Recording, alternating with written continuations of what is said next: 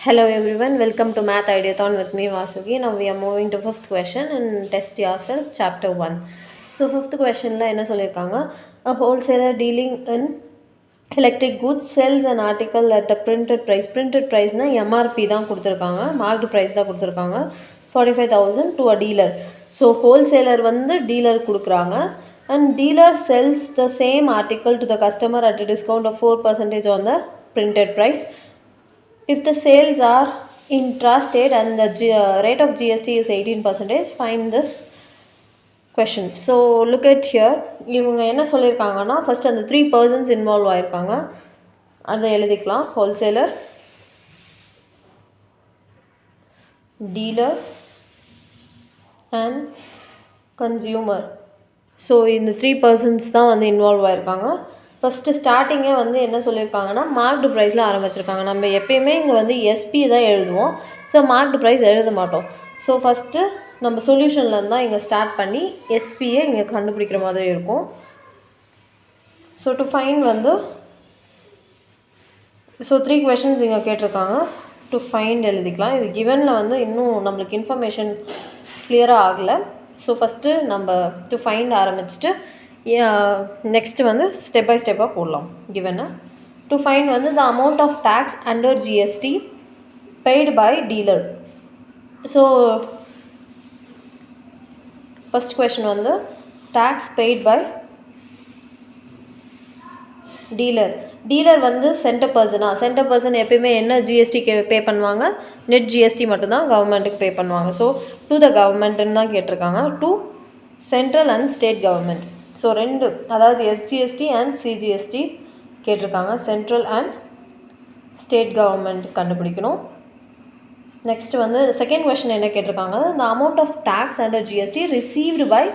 So டோட்டலாக on the ஹோலாக எவ்வளோ டேக்ஸ் வந்து ரிசீவ் ஆகிருக்கு, tax received by central and state government. So dealer மட்டுமா பே பண்ணுவாங்க, ஹோல்சேலரும் சில ஜிஎஸ்டி பே பண்ணியிருப்பாங்களே. ஸோ மொத்தமாக இந்த ப்ராடக்ட்டுக்கு எவ்வளோ வந்து சென்ட்ரல் அண்ட் ஸ்டேட் கவர்மெண்ட் வந்து எவ்வளோ ரிசீவ் பண்ணியிருக்காங்க டேக்ஸா அப்படின்றது தான் செகண்ட் கொஷின். தேர்ட் கொஷின் வந்து total amount inclusive of tax. இன்க்ளூசிவ்னா including tax paid by consumer. So total amount paid by consumer, இதில் வந்து டேக்ஸும் இன்க்ளூட் பண்ணியிருக்கணும், அதாவது ப்ளஸ் டேக்ஸ் ப்ளஸ் ஜிஎஸ்டின்றது தான் இங்கே மென்ஷன் பண்ணியிருக்காங்க. ஃபஸ்ட்டு கொடுத்துருக்க கிவனும் அண்ட் டு ஃபைண்டும் தெளிவாக புரிஞ்சுக்கிட்டிங்கனாவே சம் ஈஸியாக சால்வ் பண்ணிடலாம். சொல்யூஷன் வந்து ஸ்டார்ட் பண்ணலாம். ஏன்னா நம்மளுக்கு எம்ஆர்பி கொடுத்துருக்காங்க. ஸோ எஸ்பி கொடுத்துருந்தாலும் டைரெக்டாக சால்வ் பண்ணியிருக்கலாம். இங்கே எம்ஆர்பியிலேருந்து ஸ்டார்ட் பண்ணியிருக்கிறதுனால நம்ம இப்படி தான் ஸ்டார்ட் பண்ணணும். The wholesaler to dealer. So wholesaler to dealer என்ன ஃபஸ்ட்டு ஸ்டார்ட் பண்ணுறாங்கன்னா, இவங்க வந்து ஃபஸ்ட்டு எம்ஆர்பி வந்து 45,000. இவங்க 45,000லேருந்து 10% டிஸ்கவுண்ட் வந்து 10%. ஸோ டிஸ்கவுண்டட் வேல்யூ, அதாவது எஸ்பி எப்படி கண்டுபிடிப்போன்னா, இதிலோட ரிமைனிங் பர்சன்டேஜ் தான் 90/100 இன்ட்டு 45,000. ஸோ இதை கேன்சல் பண்ணோன்னா 0 0 9 5 45 4 36 40 40. ஸோ இப்போ தான் உங்களுக்கு செல்லிங் ப்ரைஸஸ் ஸ்டார்ட் ஆகுது. ஸோ இங்கே எழுத வேண்டிய ஃபஸ்ட்டு செல்லிங் ப்ரைஸ் வந்து 40,500. இவங்களோட காஸ்ட் ப்ரைஸ் என்னவாக இருக்க போகுது, இப்போது 40,500 இருக்க போகுது. நெக்ஸ்ட் வந்து என்ன சொல்லியிருக்காங்க, இப்போ இவங்களுக்கான ஜிஎஸ்டி வந்து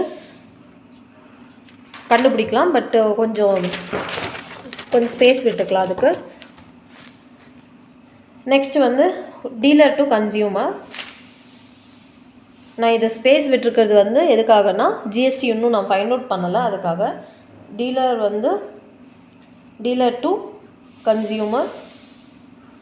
டு கன்சியூமர் வந்து அவங்க என்ன சொல்லியிருக்காங்கன்னா, டீலர் செல்ஸ்.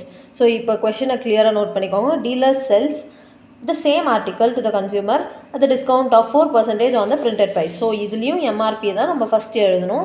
எம்ஆர்பியை வச்சு தான் வந்து அவங்க டிஸ்கவுண்ட் கொடுக்குறாங்க. ஸோ 45,000 டிஸ்கவுண்ட் வந்து பார்த்திங்கன்னா 4%. ஸோ உங்களுக்கு ஈஸியாக கண்டுபிடிக்கணுன்னா டிஸ்கவுண்டட் வேல்யூ எஸ்பி வந்து ரிமைனிங் பர்சன்டேஜில் கண்டுபிடிக்கலாம், இல்லைன்னா டிஸ்கவுண்ட் வேல்யூ கண்டுபிடிச்சிட்டு மைனஸ் பண்ணாலும் ஓகே தான். ஸோ இது வந்து நான் 96 ரிமைனிங் பர்சன்டேஜ் 4% வந்து டிஸ்கவுண்ட்னா 96 வந்து ரிமைனிங் பர்சன்டேஜாக இருக்கும். 96/100 இன்ட்டு 45,000 இது ஜஸ்ட் கேன்சல் பண்ணிவிடுங்க. ஸோ 0 96 இன்ட்டு 45 இது வந்து 45 2 + 3 வந்து 99 12 இது வந்து 6 7 72 இது வந்து 9 4 36 36 + 7 43 4320 ஸோ ஆல்ரெடி ஒரு 0 இருக்குது, ப்ளஸ் இங்கேயே நம்மளுக்கு கேன்சல் ஒரு 0. ஸோ டோட்டலாக 43,000க்கு விற்கிறாங்க. ஸோ நம்ம இங்கே எழுத வேண்டிய இன்ஃபர்மேஷன் வந்து இவங்க எவ்வளோ ரூபாய்க்கு விற்கிறாங்கன்னா 43,200க்கு செல் பண்ணுறாங்க. இவங்களோட காஸ்ட் ப்ரைஸ் வந்து 43,200. ஸோ ஜிஎஸ்டி வந்து அவங்க கொடுத்துருந்தாங்க 18%. ஸோ இவங்களுக்கும் உள்ள பர்சன்டேஜ் வந்து ஜிஎஸ்டி வந்து 18%, இவங்களுக்கும் 18% தான். ஸோ நம்ம அதுக்கான வேல்யூ கண்டுபிடிக்கணும். 18/100 ஸோ 18/100 இன்ட்டு 4500 கேன்சல் பண்ணிக்கோங்க. So 405 into 18 8 5s are 40 4 8s are 32. So இது வந்து 405. ஸோ 0927. ஸோ எவ்வளோ பே பண்ணியிருக்காங்கன்னா 7,290 rupees வந்து பே பண்ணியிருக்காங்க. நெக்ஸ்ட் இவங்க வந்து இது கண்டுபிடிக்கணும். 18/100 ஜஸ்ட் மேலே கண்டுபிடிச்சிக்கிறோம். ஜஸ்ட் வந்து 18/100 இன்ட்டு 43,200. ஸோ கேன்சல் பண்ணிவிட்டு 432 into 18 so 16 24 25 32 33 34 432 6 7 7 7.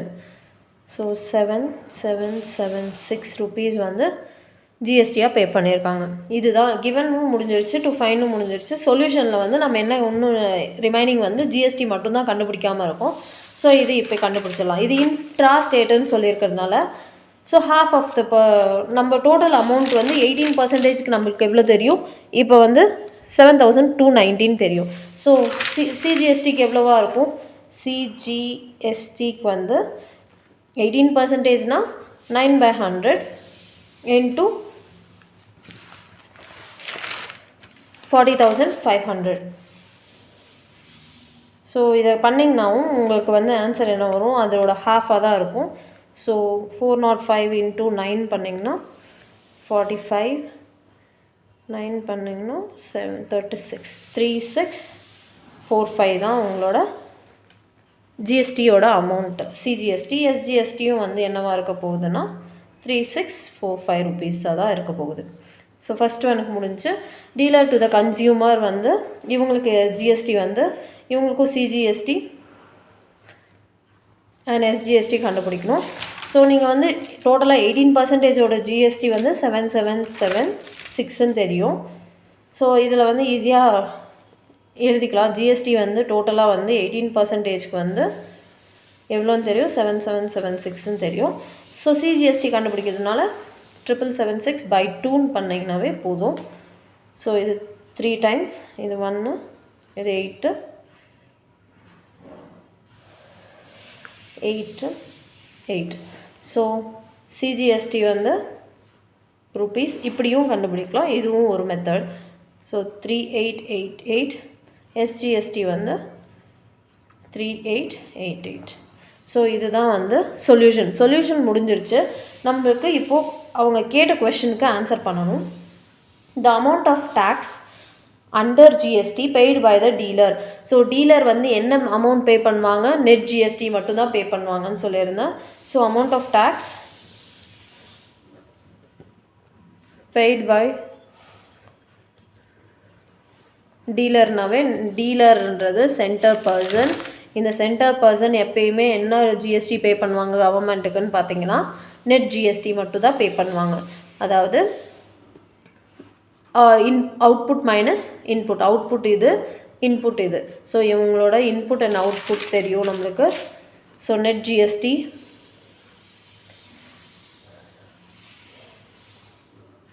By dealer to the government வந்து output tax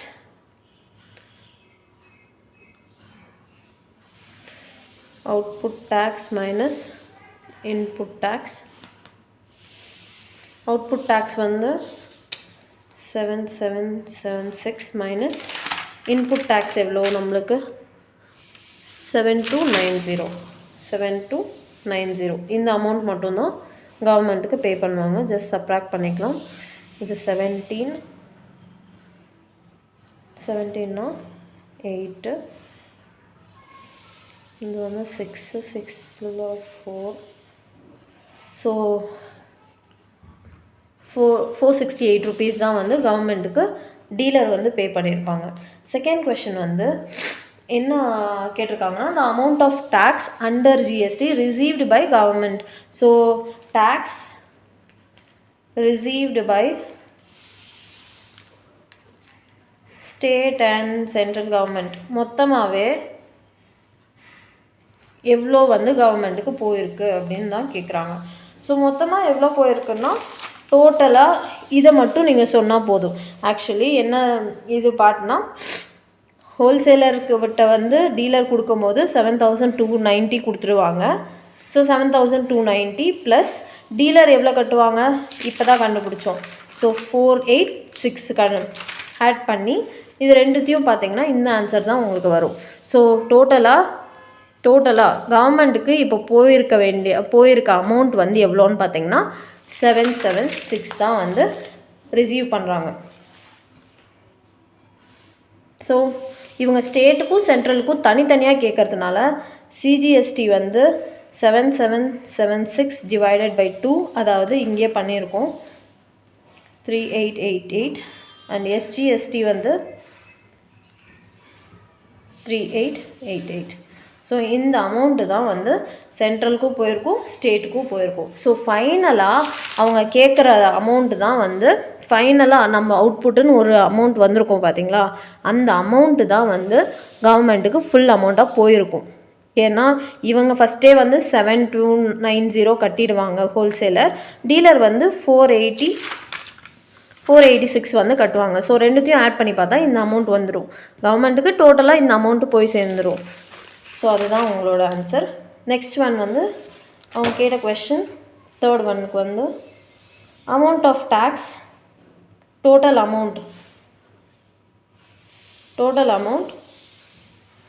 paid by consumer வந்து டோட்டலாக எவ்வளோ அமௌண்ட் பே பண்ணுறாங்கன்ட்டு கேட்குறாங்க. கன்சியூமர் என்னென்ன பே பண்ணுவாங்க, இந்த 43,200 பே பண்ணிவிட்டு ப்ளஸ் ஜிஎஸ்டியும் பே பண்ணுவாங்களே, ஜிஎஸ்டியாக அவங்க எவ்வளோ பே பண்ணியிருக்காங்க 7,776 ருபீஸ் வந்து பே பண்ணியிருப்பாங்க. ஸோ டோட்டலாக அவங்க வந்து ஃபஸ்ட்டே அவங்க கன்சியூமர் வந்து 43,200 பே பண்ணிவிட்டு ப்ளஸ் ஜிஎஸ்டியும் கேட்டிருக்காங்க. ஸோ ஜிஎஸ்டி வந்து 7,776 ருபீஸும் பே பண்ணியிருப்பாங்க. ஸோ டோட்டலாக அவங்களோட அமௌண்ட் வந்து 679.